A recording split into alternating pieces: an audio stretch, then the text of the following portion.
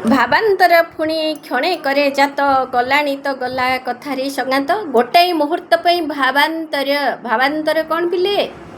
ଭାବାନ୍ତର କ'ଣ? ମନ ଭିତରେ ଏକ ପ୍ରକାର ଭାବାନ୍ତର ସୃଷ୍ଟି ହୁଏ। ଏକ ପ୍ରକାର ଭାବନା। ସେ ଭାବନାଟା ହେଉଛି କ'ଣ? କି ପ୍ରକାର ଭାବନା? ଏ ଭାବନା ହେଉଛି ଗୋଟେ ପ୍ରବଣତା। ପ୍ରବଣତା କ'ଣ? ପ୍ରବଣତା ହେଉଛି ଯାହାକୁ ଇଂରେଜୀରେ ଆମେ କହୁଛେ ଇମୋସନ୍। ଗୋଟାଏ ମୁହୂର୍ତ୍ତରେ ମଣିଷ ସେ ପ୍ରବଣତା ଭିତରକୁ ପଶି ଯାଉଛି। ଭାବାନ୍ତର ପୁଣି କ୍ଷଣେ କରେ ଜାତ। କ୍ଷଣେ ଗୋଟାଏ ମୁହୂର୍ତ୍ତ ପାଇଁ ସୃଷ୍ଟି ହୁଏ। ଭାବାନ୍ତର ପୁଣି କ୍ଷଣ କରେ ଜାତ। ସେ କେଉଁଥିରେ ଭାବାନ୍ତର ସୃଷ୍ଟି ହୁଏ? ଗଲାଣି ତ ଗଲା କଥାରେ ସଙ୍ଗାତ। ସେ ଗୀତର ଗୋଟିଏ ଲାଇନ୍, ଗୋଟିଏ ଧାଡ଼ି, ଗୋଟିଏ ପଂକ୍ତି ହେଉଛି ଗଲାଣି ତ ଗଲା କଥାରେ ସଙ୍ଗାତ। ରେ ବନ୍ଧୁ, ଯାହା ଗଲାଣି ତାକୁ ଆଉ ମନେ ପକାନା। କବିସୂର୍ଯ୍ୟ ବଳଦେବ ରଥଙ୍କର ରଚିତ ଏଇ କିଶୋର ଚନ୍ଦ୍ରାନନ ଚମ୍ପୁର ଏକ ପଂକ୍ତି ଗଲାଣି ତ ଗଲା କଥାରେ ସଙ୍ଗାତ। ଯେଉଁ ଚମ୍ପୁ ବୋଲି ତାକୁ କୁହାଯାଇଛି ପିଲେ, ଏଠି ଆଉ ଗୋଟିଏ ଜିନିଷ ମନେ ରଖ। ଚମ୍ପୁ ବୋଲି ତାକୁ କୁହାଯାଇଛି। ଏ କିଶୋର ଚନ୍ଦ୍ରାନନ୍ଦ ଚମ୍ପୁରେ ବ୍ୟଞ୍ଜନ ଆଦ୍ୟ କ ଠାରୁ କ୍ଷ ପର୍ଯ୍ୟନ୍ତ ଅଛି। ଏ ଲାଇନ୍ଟି ଅଛି, ଏ ପଂକ୍ତିଟି ଅଛି ଗ ଆଦ୍ୟ ଗ ବର୍ଣ୍ଣ ନିମରେ ଚୌପଦୀ। ଆକୁ ଚୌପଦୀ ବୋଲି କୁହାଯାଏ। ସେ ବହୁତ ଜିନିଷ ଅଛି, ତାକୁ ଏବେ ତମେ ବୁଝନି, ଖାଲି ଏତିକି ମନେ ରଖ। ଆଦ୍ୟ ଗ ବର୍ଣ୍ଣ ବ୍ୟଞ୍ଜନ ବର୍ଣ୍ଣ ଦ୍ୱାରା ଚୌପଦୀ ରଚିତ ହୋଇଛି। ଗଲାଣି ତ ଗଲା କଥାରେ ସଙ୍ଗାତ। ସଙ୍ଗୀତ ଆବେଶେ ନାନା ରୂପେ ମନ ଅତୀନ୍ଦ୍ରିୟ ଦେଶେ କରେ ବିଚରଣ। ଏ ସଙ୍ଗୀତକୁ ଶୁଣିଲେ, ଏ ସଙ୍ଗୀତ ଶ୍ରୁତିଗୋଚର ହେଲେ ଅତୀନ୍ଦ୍ରିୟ ଦେଶେ, ଅତୀନ୍ଦ୍ରିୟ ପିଲେ କ'ଣ?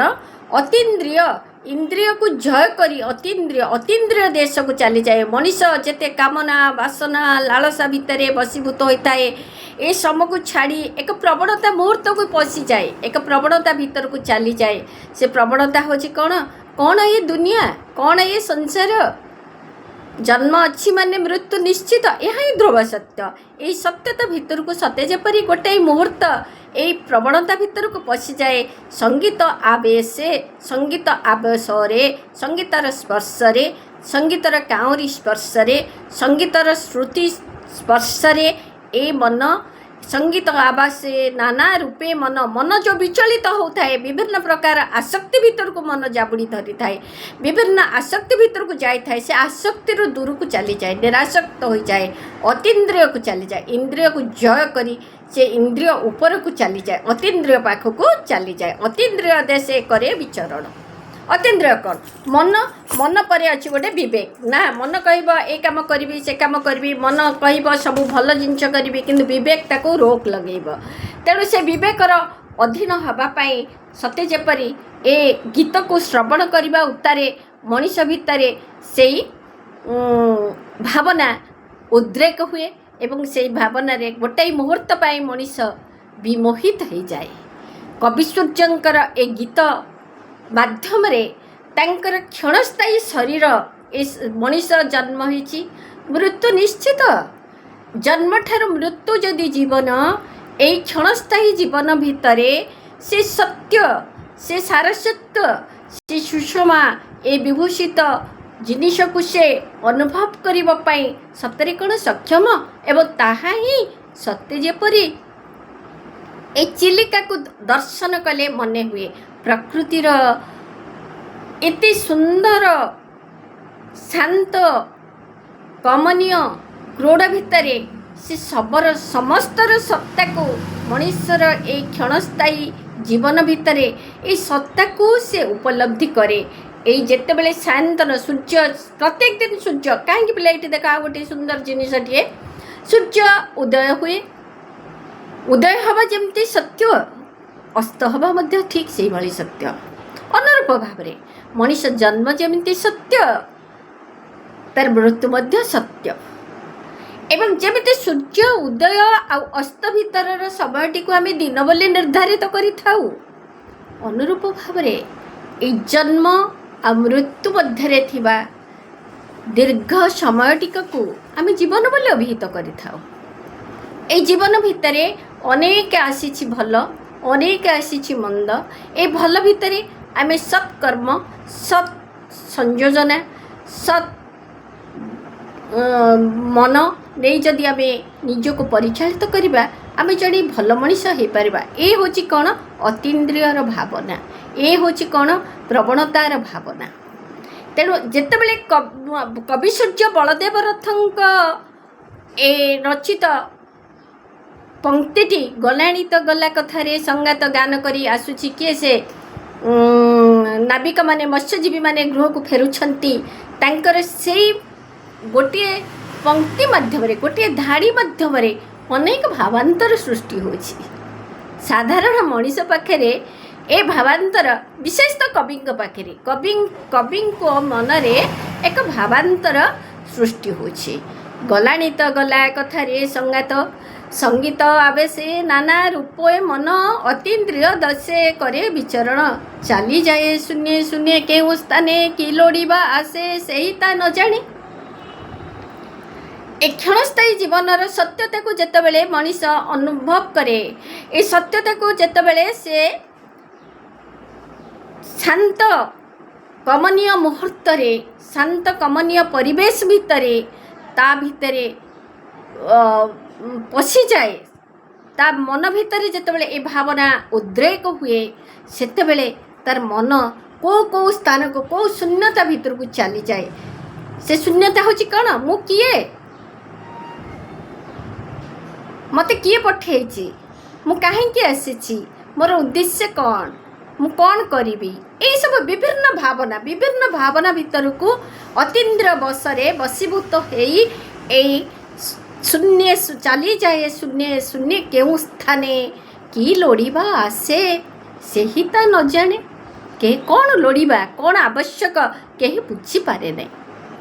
ଧନ୍ୟ ସେହି ଯାର ଆଜ୍ଞା ଶିରେ ଧରି, ଏ ଲୀଳା ରଚନ୍ତି ଦେବୀ ବାଗେଶ୍ୱରୀ।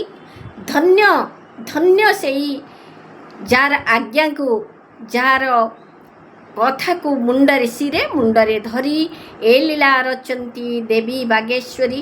ଏଇ ଯେଉଁ କବିତାକୁ ଯିଏ ରଚନା କରିଛନ୍ତି, ଯେଉଁ କବି ସୂର୍ଯ୍ୟ ବଳଦେବ ରଥ, ସେ କବି ସୂର୍ଯ୍ୟ ବଳଦେବ ରଥ ଦେବୀ ସରସ୍ୱତୀ ବାଗେଶ୍ୱରୀ ଏ ହେଉଛି ସନ୍ଧି।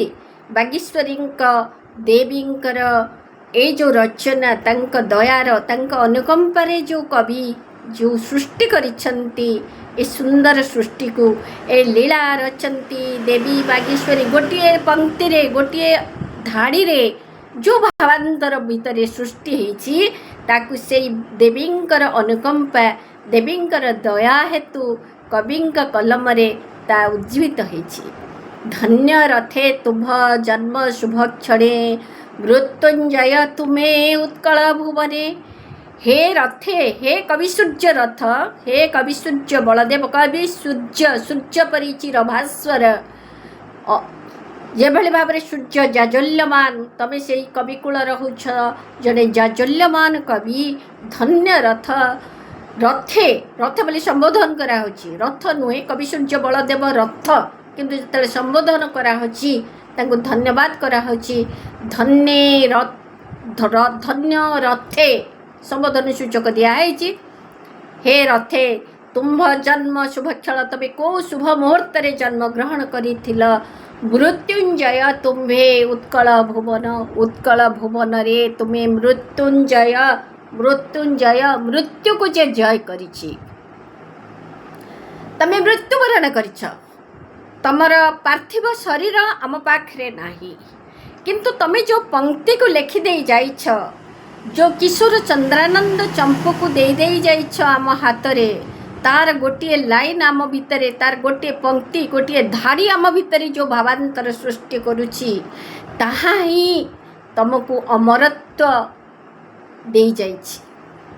प्रतिटी मनीष भितर से भावना जिते उद्रेक होते तमें आम भितर उज्जीवित हो तमें पुणी आम भितर जीवन पाउछ तमें मृत्यु तमें जय करिछ। हे मृत्युंजय धन्य रथे तुम्भ जन्म शुभ क्षणे मृत्युंजय तुम्हें उत्कल भुवने तुम्हें उत्कल भुवन रे तमें होछ मृत्यु को जय करिथिबार व्यक्ति। तुम्भ माटी देह ग्रासी श्मशान मात्र जसो देहे तुम्भे आयुष्मान तुम्भर पार्थिव शरीरटाक तुम गाँ माटीर श्मशान सीना ग्रास करिछि। गाँ माटीर श्मशान रे तुमको सीना पार्थिव शरीर को शव सत्कार कराइछि मात्र जसो देहे जसो देहे जसो देहे आउ मिसेछि स्वर संधि तुमर जसर देह तुम देहर जो छाती जसो देहे हो बोले यशस्वी शरीर तुमर जो यशस्वी शरीर ताहा होछि आयुष्मान दीर्घजीवी तबे केबे मरी पारना तमें मृत्युंजय तमें केबे मृत्यु को जय करिछ तुम्हें मरी मध्य तमें अमर तमें केबे मरी पारण मात्र जसो देहे तुम्बे आयुष्मान। मीन आकर्षण आसे पोत पाळ तरणी रे जाली देलाणी मशाल संध्या उपगत सायंकाल उपगत तेणु मीन आकर्षण आसे पोत पाळ पोत बाळ माने पोत माने पिले हला डंगा पोत पाळ ताकु जे पालन करे शब्द को व्युत्पत्ति करदेले आम अर्थ को सुंदर भाव बुझीपर अर्थ बुझीगले कविता बुझी हो।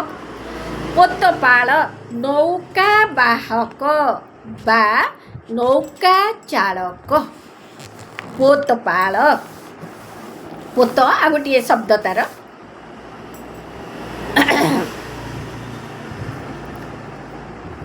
तरणी रे जाल हाँ मीन आकर्षण आसे मीन मीन है माछ आकर्षण है धरिबा मीन आकर्षण रे आशा रे आसुछंती नौका चालक माने तरणी रे जाली देलाणी मशाल मीन कोठिके आसीबो मीन सेतिके बेले मीन आकर्षिब एटी पिले देख जो कथा मु कहितली पूर्वरु इंद्रिय अतीन्द्रियर कथा मीन आकर्षित जेतबेले हब आलोक को सेथिपाई से जली देइछि पोतरे मशाल मशाल होछि कोन गोटे बड़ आकार आलोक वर्तिका मशाल निया हुड़ा ताक कहबा आलोक वर्तिका तरणी रे नौका रे गोटे बा पोतरे गोटे आलोकर वर्तिका जलई दिया जाइछि जो आलोक को देखी मीन